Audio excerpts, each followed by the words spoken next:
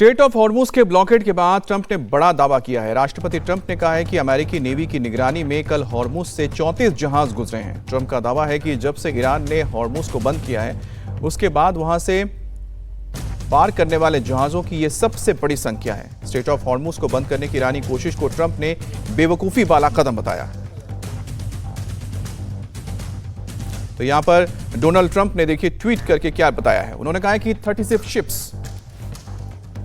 34 जहाजों ने straight of Hormuz को पार किया है। यहां पर लिखा है 34 ships went through the Strait of Hormuz yesterday, which is by far the highest number since this foolish closure began. President Donald Trump. मतलब ये एक बहुत बड़ी बात भी है और एक बहुत बड़ा संकेत है ईरान के लिए कि जब से युद्ध शुरू हुआ है और ईरान की ओर से ब्लॉकेट किया गया, यानी कि रास्ता रोका गया है, वहां से 34 जहाज निकले हैं। अब स्ट्रेट ऑफ हॉर्मुज की नाकेबंदी को लेकर ईरान ने अमेरिका और राष्ट्रपति ट्रंप को चेतावनी दी है। ईरानी संसद के स्पीकर गलीबाफ ने कहा है कि स्ट्रेट ऑफ हॉर्मुज पर किसी भी तरह की नाकेबंदी का असर सिर्फ तेल आपूर्ति पर ही नहीं बल्कि दुनिया भर के बाजार पर कई गुना बढ़ गया। गलीबाफ ने कहा है कि एक गणितीय सूत्र शेयर किया है जिसमें उन्होंने बताने की कोशिश की है कि स्ट्रेट ऑफ हॉर्मुज पर नाकेबंदी से तेल की सप्लाई पर तो असर पड़ेगा, लेकिन यह असर सिर्फ सामान्य स्तर तक सीमित नहीं रहेगा बल्कि आगे जाकर कई गुना बढ़ जाएगा। मतलब यह कि एक नाकेबंदी बाजार में पहले कीमतें बढ़ाएंगी, फिर वही बढ़ी हुई कीमतें सप्लाई चेन, मांग, घबराहट जैसे प्रभावों के जरिए और ज्यादा उछाल पैदा करेंगी।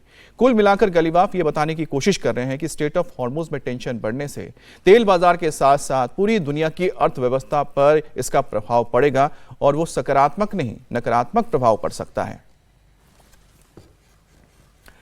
और खाड़ी में ईरान से युद्ध करते राष्ट्रपति ट्रंप अब कैथोलिक के सबसे बड़े धार्मिक गुरु पोप लियो से भी भिड़ गए हैं। दोनों के बीच जबरदस्त जुबानी जंग शुरू हो गई है। ट्रंप के बयान के बाद पोप लियो 14 ने कहा कि उन्हें ट्रंप प्रशासन से कोई डर नहीं लगता। पोप लियो ने कहा कि वो शांति का संदेश देना जारी रखेंगे। पोप लियो ने यह भी साफ किया है कि उनकी बातें किसी पर हमला नहीं बल्कि शांति और सुलह के लिए आमंत्रण है। पोप को लेकर ट्रंप के विवादित बयानों के बाद दुनिया भर में माफी मांगने की आवाज भी उठ रही है। खुद इटली की पीएम जॉर्जिया मेलोनी ने भी ट्रंप के बयान को आपत्तिजनक करार दिया।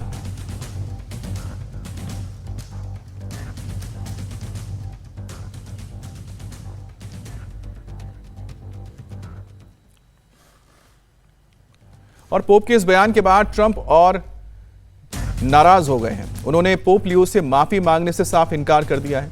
उन्होंने कहा है कि पोप से बिल्कुल भी माफी नहीं मांगेंगे क्योंकि उन्होंने ऐसा कुछ गलत नहीं किया। उल्टे ट्रंप ने पोप लियो पर गलत बयानी का आरोप भी लगाया। उन्होंने कहा कि पोप लियो एक ऐसे ईरान का सपोर्ट कर रहे हैं जो परमाणु बम बनाना चाहता है और दुनिया में लाखों जिंदगी को खतरे में डालना चाहता है। ट्रंप ने कहा है कि वो ऐसा नहीं होने देंगे। No, I don't, because Pope Leo said things that are wrong. He was very much against what I'm doing with regard to Iran, and you cannot have a nuclear Iran. Pope Leo would not be happy with the end result. You have hundreds of millions of people dead, and it's not going to happen. So I can't. I think he's very weak on crime and other things. So I'm not. I mean, he went public. I'm just responding to Pope Leo. अब Iran युद्ध को लेकर Pope Leo लगातार बयान दे रहे हैं, जिसके बाद ट्रंप ने पहले तो सोशल मीडिया पर एक फोटो पोस्ट करके खुद को पोप के तौर पर पेश किया और साथ ही पोप के बारे में कहा कि उन्हें नहीं लगता है कि अमेरिका में जन्मे पोप अच्छा काम कर रहे हैं और वो एक बहुत उदारवादी व्यक्ति हैं। साथ ही उन्होंने ये भी सुझाव दिया है कि पोप को कट्टर वामपंथियों को खुश करना बंद कर देना चाहिए।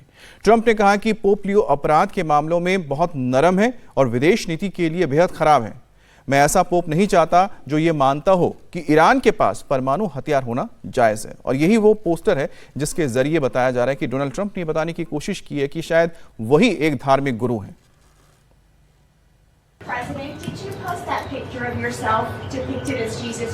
Well, it wasn't depicted. It was me. I did post it, and I thought it was me as a doctor, and had to do with Red Cross as a Red Cross worker there, which we support, and only the fake news could come up with that one. So I just heard about it, and I said, how did they come up with that?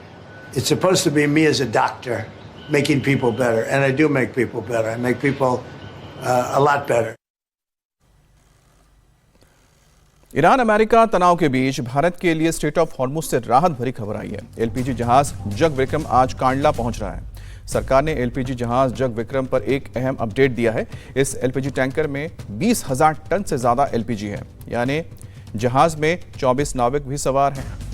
बल्कि जग विक्रम जहाज 11 अप्रैल को straight of Hormuz से निकला था।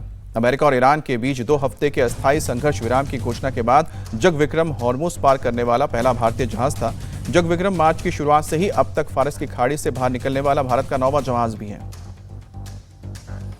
तो भारत का जहाज जग Vikram Kandla port पहुंचने जा रहा है और जिसमें 20,000 मीट्रिक टन एलपीजी लदा है। ईरान और अमेरिका के बीच वार्ता फेल होने से एक हफ्ते के भीतर ही आज अमेरिका में लेबनान और इजराइल के बीच सीधी बातचीत होने वाली है।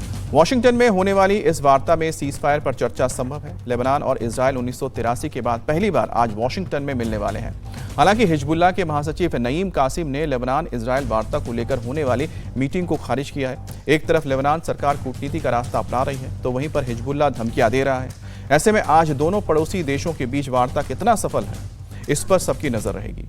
इजराइल और लेबनान के साथ सीज फायर को लेकर होने वाली वार्ता में अमेरिका में इजराइल के राजदूत येचिएल लीटर और इजरायली प्रतिनिधिमंडल का नेतृत्व कर सकते हैं। हालांकि अभी लेबनानी प्रतिनिधिमंडल के बारे में जानकारी सामने नहीं आई है, लेकिन ये बातचीत बहुत अहम मानी जा रही है क्योंकि ये सीधे लेबनान की सरकार और इजराइल की सरकार के बीच बातचीत हो रही है। हालांकि इसमें जो एक पैरेलल स्टेट चलाने वाले उग्रवादी संगठन हिजबुल्लाह का कोई नहीं होगा।